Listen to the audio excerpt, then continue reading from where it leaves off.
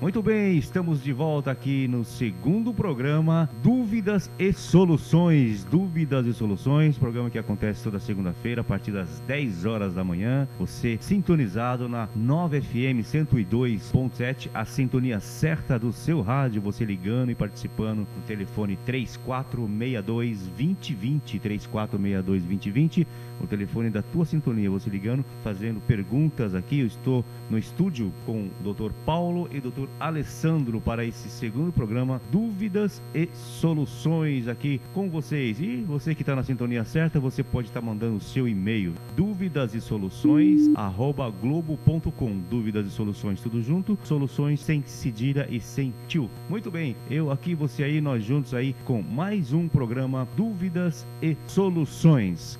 E você também pode acessar o site, viu, gente? Olha só, www.martinslopes.advocacia.com.br. Repetir o site para você anotar aí, né? Você entrar no site aqui, www.martinslopes.advocacia.com.br. E como no primeiro programa Dúvidas e Soluções, nós abordamos o assunto divórcio, separação e também pensão alimentícia, como outros assuntos, né? A repercussão foi muito boa, muita gente ligando e participando no 3462-2020 e mandando muitos e-mails também, né? O e-mail que é dúvidas e soluções @globo.com. Você pode estar mandando o seu e-mail e nós vamos nesse segundo programa abordar esse assunto que ficou muitas perguntas, deu para responder, né? Não deu tempo para responder, do Dr. Paulo e Dr. Alessandro, ok? Então, começando mais um Dúvidas e Soluções aqui na sua Nova FM 102.7, a sintonia certa do seu rádio.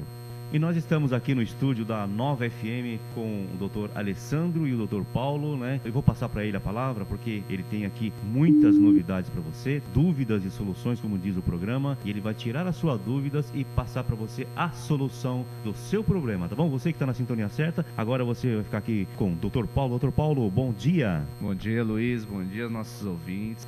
Primeiramente, eu gostaria de agradecer a audiência do primeiro programa, estouramos todos os índices previstos e chegaram diversas dúvidas durante toda a semana, algumas foram respondidas por e-mail, outras colocaremos aqui no ar. Agora, antes de começar o tema do dia, eu gostaria de introduzir com uma notícia que foi muito necessária durante a semana, muito acessada durante todos os meios de comunicações. Vamos tratar, primeiramente, de um comentário breve, para não cansar os ouvintes, sobre a decisão do STF que permitiu a interrupção de gravidez dos fetos anencéfalos. O Supremo Tribunal Federal decidiu, nessa última quinta-feira, que num julgamento que começou no dia 12 e terminou somente no dia 13 de abril, que a interrupção de gravidez de feto anencéfalo não pode ser chamada de aborto. Na prática, os ministros descriminalizaram o ato de colocar fim à gravidez nos casos em que o feto não tem cérebro ou parte vital dele. Explicando melhor para nossos ouvintes a questão, trata-se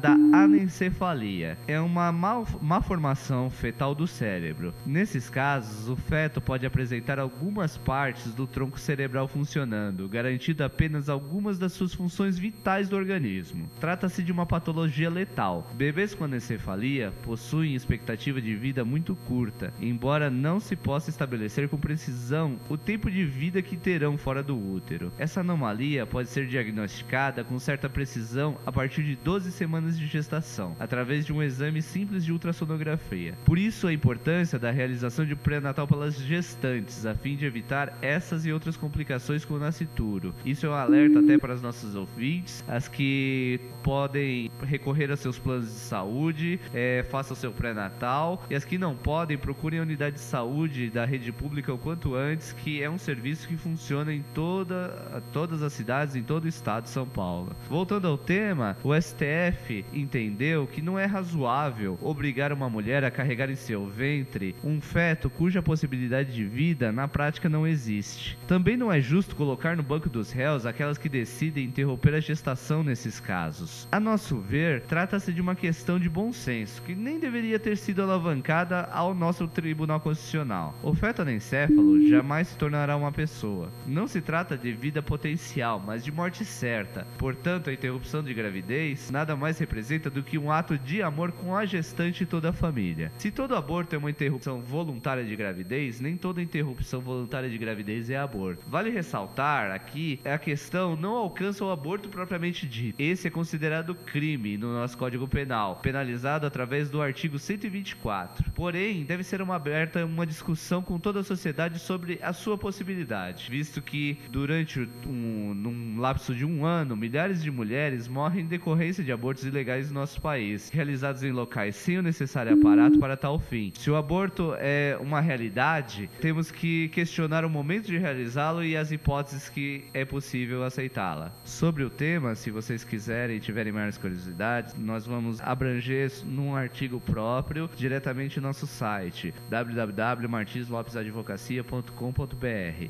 Antes de continuarmos com as questões que vamos abrir para o público falar, eu gostaria de ressaltar que além desse método de comunicação, nós temos também presença em todas as redes sociais, Facebook, LinkedIn, Twitter, tudo você encontra através do nosso site. Só vou repetir mais uma vez, www.martinslopesadvocacia.com.br. Martins Lopes Advocacia, tudo junto. E agora o e-mail do programa é o duvidasesoluções@globo.com. Lembrando que o soluções é sem tio e sem cedilha. Agora passo a palavra ao Luiz de volta, que vai começar o atendimento ao público. Agradeço novamente a atenção de todos. Muito bem, é aqui a Nova FM, Dúvidas e Soluções, e muitas perguntas já chegando por aqui, viu, gente? Olha, a Rosa, lá do Campo Limpo, ela quer saber aqui, deixa eu ver aqui, porque chega por e-mail, programa ao vivo, vocês sabem, né? É assim mesmo, né? É possível descontar o valor pago de pensão alimentícia no imposto de renda, hein, doutor Paulo?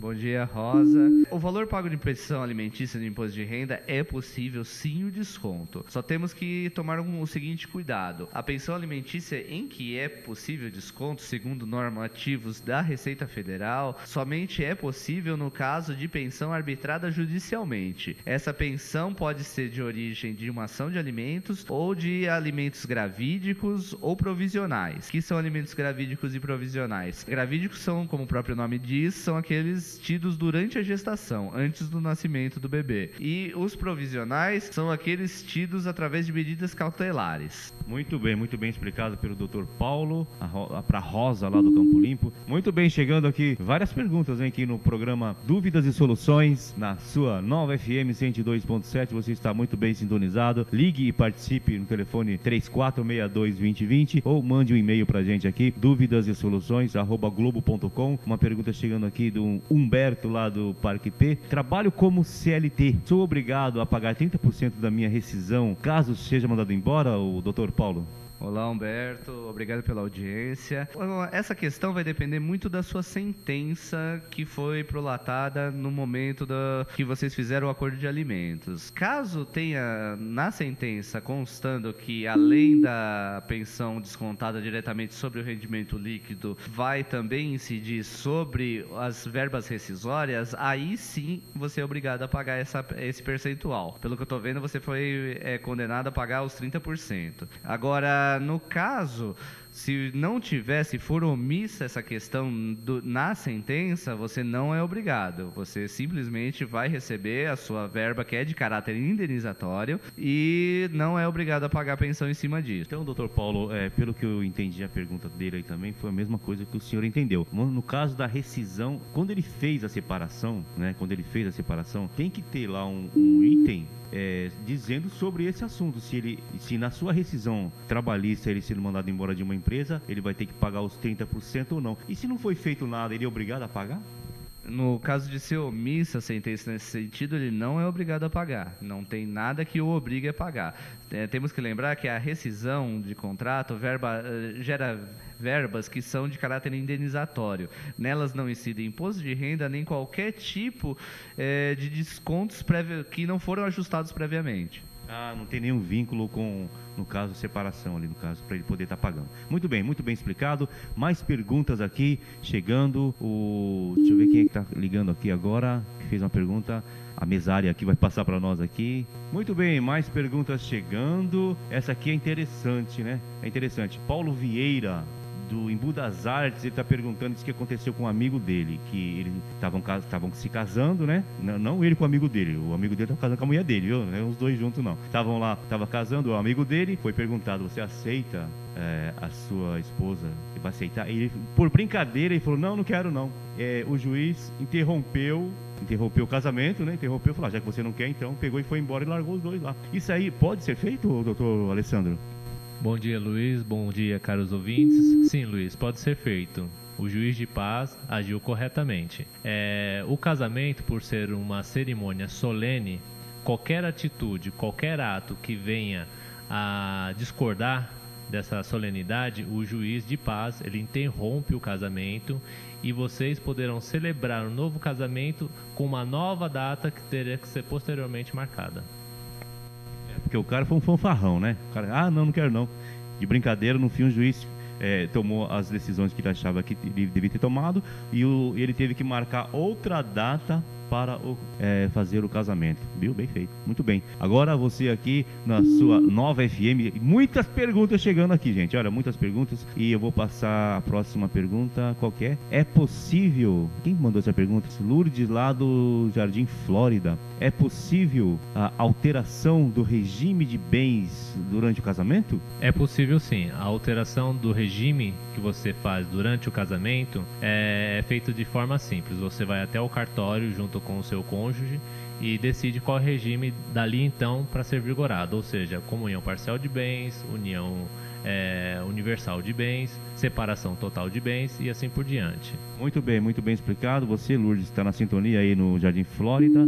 E agora chegando uma pergunta aqui, lá do quilômetro 21 da Raposo, Tiago, ele pergunta quais as vantagens de se converter judicialmente a união estável no casamento em vez de se casar. Vou passar para o Dr. Paulo. Nossas saudações aos amigos das imediações da Raposo. Então, isso vai depender muito do regime de bens adotado na ocasião do casamento. A união estável, ela tem como precedente ser um regime padrão de comunhão parcial de bens. Quando você faz a conversão do casamento, da união estável em casamento, vocês colocam todo o período que vocês tiveram em união estável dentro do próprio regime de bens que vocês adotaram. No caso quando você vive união estável e posteriormente se casa, você tem uma união estável com o regime de comunhão parcial de bens até o casamento. E depois do casamento e diante, você tem o regime que vocês escolherem. Caso seja a união estável no mesmo regime, ou seja, na comunhão parcial de bens, posteriormente o casamento, esse ficará absorvido em todo o entendimento. Aí não teria diferença prática. Muito bem, Dr. Paulo, aqui dando as explicações. É aqui o programa Dúvidas e Soluções, todas as segundas-feiras, das 10 até as 11, né? Às vezes atrasa um pouquinho, né? Brincadeira, né? É o computador, viu? Quem mandou inventar computador? Então, mas a gente... E o trânsito, né, meu? Esse horário aí, ó, teve um dia no meio da semana aí que choveu de madrugada. A cidade de São Paulo ficou cheia d'água em plena 6 horas da manhã. Brincadeira. Muito bem, mas às vezes acontece, né? Vamos lá, mais perguntas. Tem a Patrícia, lá do João 23, ela mora no João 23. Ela diz que tem 16 anos e ela quer casar. Oxe, casar com 16 anos, muito bem. Ela quer casar com 16 anos, porém o pai dela não quer que ela case, não permite. Qual é o procedimento, doutor Alessandro, nesse caso da Patrícia, que ela quer casar com 16 anos? É uma atitude de muita responsabilidade, Patrícia, se casar com 16 anos. Mas dessa forma você deverá contratar um advogado e o advogado entrará com uma ação no judiciário para requerer ao juiz a autorização para você contrair núpcias. Então ela tem que procurar um advogado, né, o doutor Alessandro, para poder estar fazendo, viu, a Patrícia? Procura um advogado, tá? E leva seu pai junto. Tá bom? Muito bem, programa Dúvidas e Soluções aqui na Nova FM. Daqui a pouco a gente volta, vamos entrar para os breaks e a gente volta daqui a pouco. Programa Dúvidas e Soluções, estamos de volta aqui na sua Nova FM. Vou falar o site para vocês que é importante, tá bom, gente? Acesse o site aí que você vai ver muitas coisas interessantes no site www.novafm.com.br. Martins Lopes Advocacia tudo junto .com.br. Vou repetir, gente, olha, www.martinslopesadvocacia tudo junto.com.br. Não vai fazer que nem o português, que ele colocou www.martinslopesadvocacia e colocou tudo junto também. Aí não conseguiu achar. Tira tudo junto fora, senão não dá certo. Oxi, ora pois, www.martinslopesadvocacia tudo junto, mas não tudo junto. É tudo junto, mas não é para escrever. .com.br. E olha, eu vou falar para você, viu? Aqui o programa tá bom demais, tá bom? Você ligando no telefone 3462-2020, 3462-2020, ou mandando o seu e-mail para duvidasesoluções@globo.com. Quem tá ligando pra gente é o Luiz, sabe da onde? Ele tá ligando lá de Pinheiros, Butantã, bairro de Butantã. Devo dividir meus bens após separação na comunhão parcial de bens, Dr. Paulo? Bom dia, Luiz. Eu tenho umas notícias para você. Infelizmente, vigorando a comunhão parcial de bens, todos os bens havidos durante o casamento, ou seja, conseguidos durante o casamento, você deve dividi-los meio a meio com sua esposa, aliás, ex-esposa. Não existe nada que permita você não conseguir dividi-los, a não ser que tenham sido adquiridos diretamente por você antes do casamento, para doações especificamente para você, ou que sejam vindos de herança de algum parente seu diretamente para sua pessoa. Exceto essas hipóteses, não há o que se fazer. Muito bem, tá aí explicado, muito bem explicado aqui na sua Nova FM. Continua no programa aqui. Essa pessoa não quis se identificar, mas ela quer saber. Então, se você não quer se identificar, você não vai saber de nada. É brincadeira, você vai saber sim. Olha aqui, ó. Olha só, você não quer se identificar, então, e quer saber, é uma mulher, só podia, né? Ó, gostaria de me separar do meu marido por motivos pessoais. Posso sair de casa antes da separação? Porque dizem que se sair perde tudo. Como é que é? O doutor Alessandro vai te explicar, viu? Virtual, vou chamar ela de virtual. Bom dia.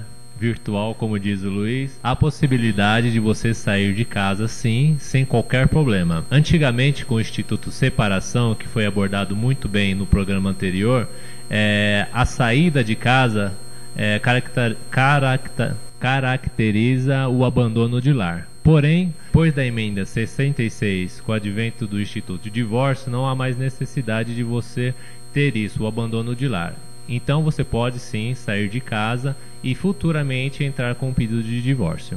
Muito bem, está explicado aí para virtual, né? E agora mais perguntas para vocês aqui chegando, e essa pergunta é da Vera, a Vera Lúcia. Ela mora lá no Parque Pinheiros, Taboão da Serra. Pago a pensão do meu filho. Muito bem, continuando aqui, mais uma pergunta chegando do João, o João que ligou no telefone 4262. Muito bem, está chegando agora uma pergunta do João, né? Ele pergunta aqui, pago a pensão do meu filho, mas não vejo, pois a mãe dele não me passa o novo endereço onde eles mudaram, né? Então, agora eu entendi a pergunta. Ele paga a pensão, mas ele não vê, pois a mãe dele mudou de endereço, não consegue ver o filho. O que eu posso fazer, doutor Alessandro? João, uma situação um pouco complicada essa sua, viu? Mas tem solução. Independente de você pagar a pensão ou não, você pode exercer o seu direito de visita. Se a mãe da criança está impedindo, não lhe fornecendo o endereço onde a criança reside, você pode entrar com uma ação chamada alienação parental.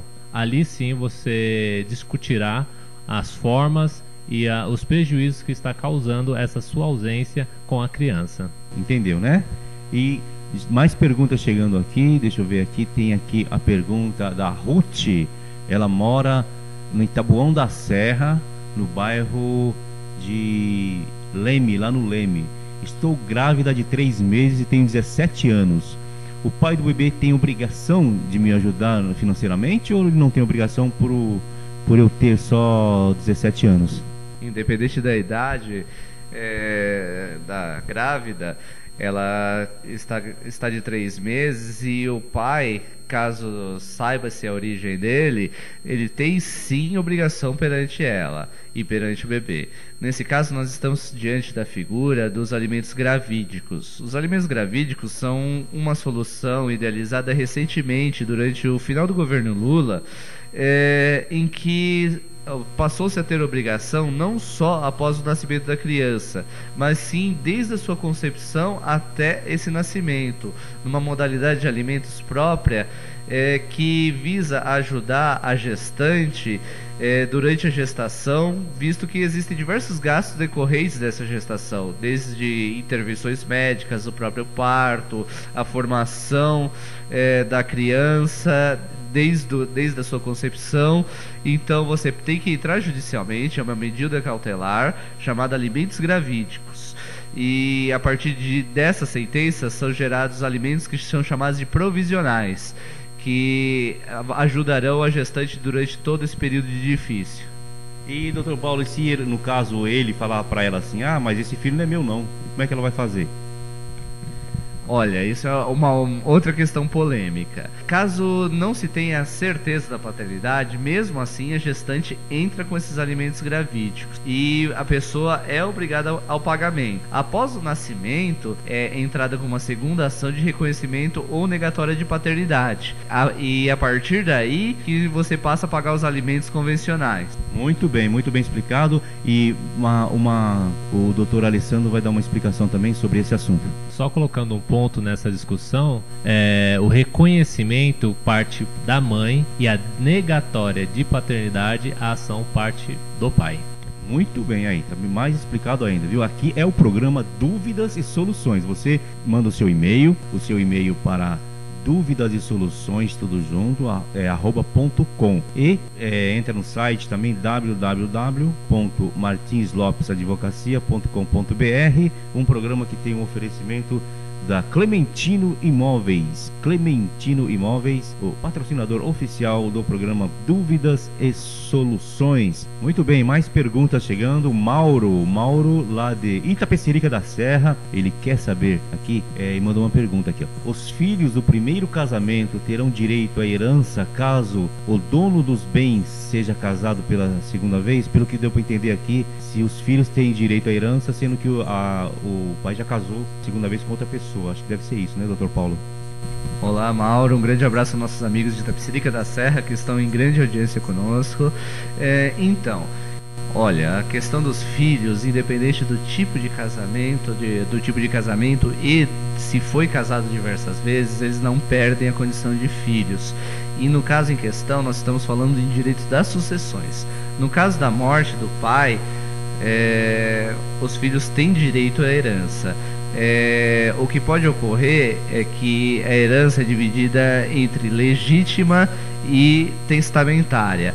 A herança legítima, ela decorre do direito de sucessão dos filhos.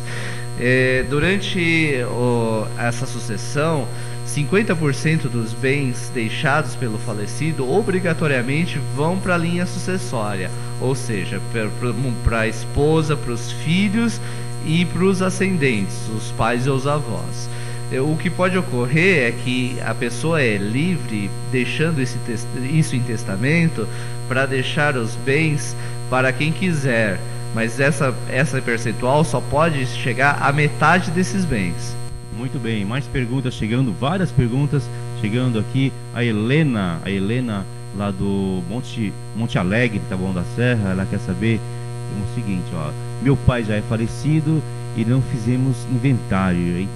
Ela gostaria de saber se é obrigatório fazer o inventário ou não. O doutor Alessandro vai te responder essa pergunta, Helena aí do Monte Alegre.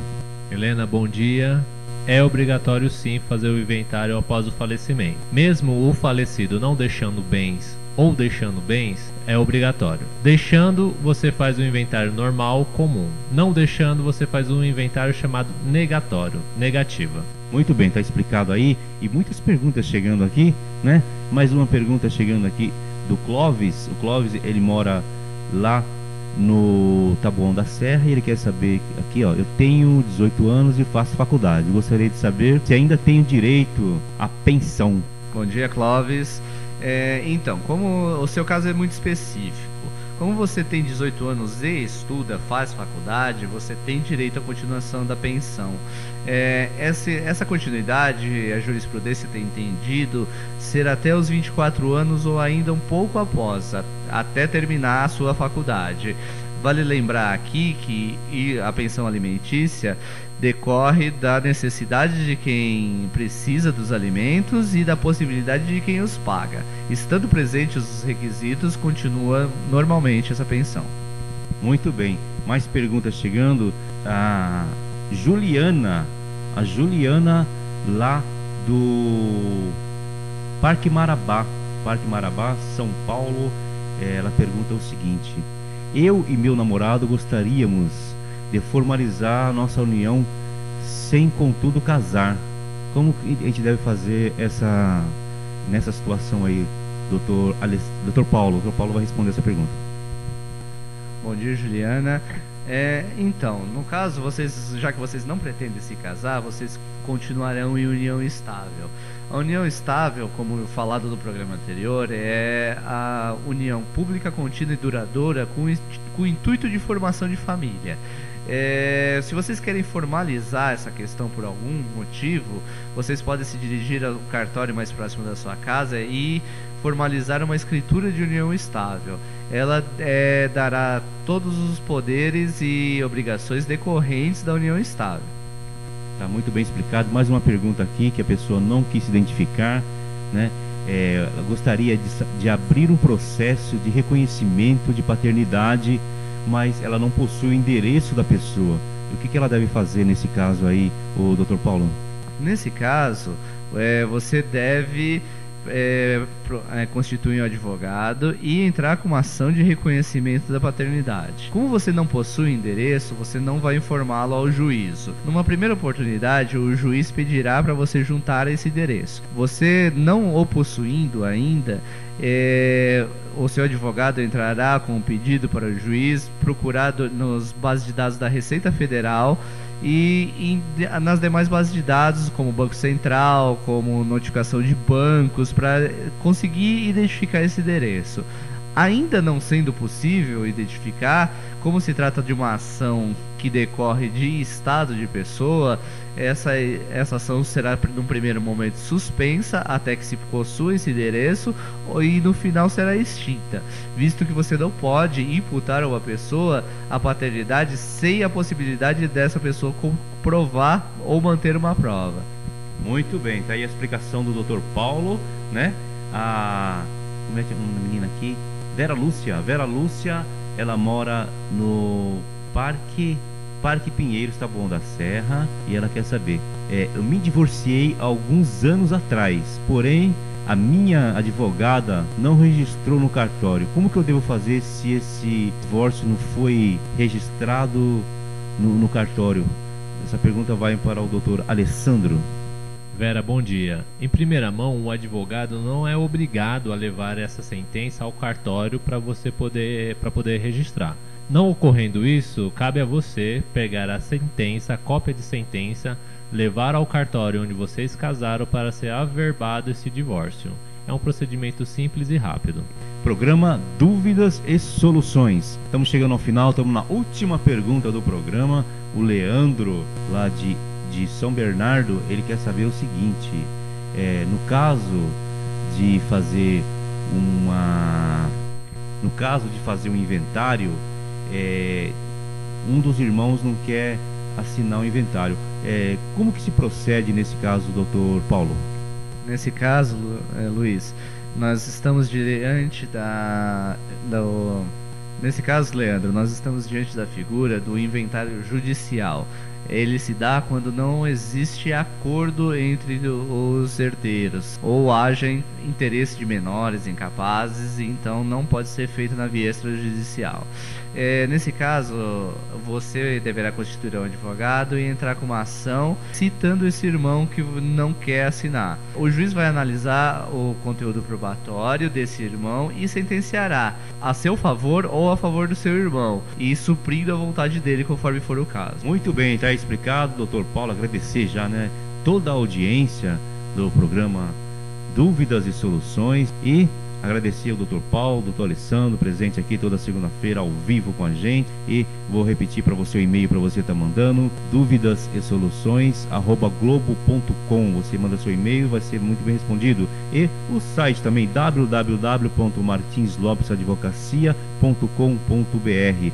o www.martinslopes.advocacia.com.br. Alessandro, agradeço pela audiência, agradeço pelas perguntas enviadas. Continue mandando as perguntas pelo e-mail e visite o nosso site também. Gostaria também de agradecer aqui a paciência de todos. Lembrando que esse é um projeto social, que nós estamos em parceria com a Clementina Imóveis e que visa responder às dúvidas e solicitações de todos da nossa audiência, abrangendo Itapecerica, Embu, a Zona Sul de São Paulo e todos aqueles que nos ouvem. Obrigado e estejam junto conosco na próxima edição.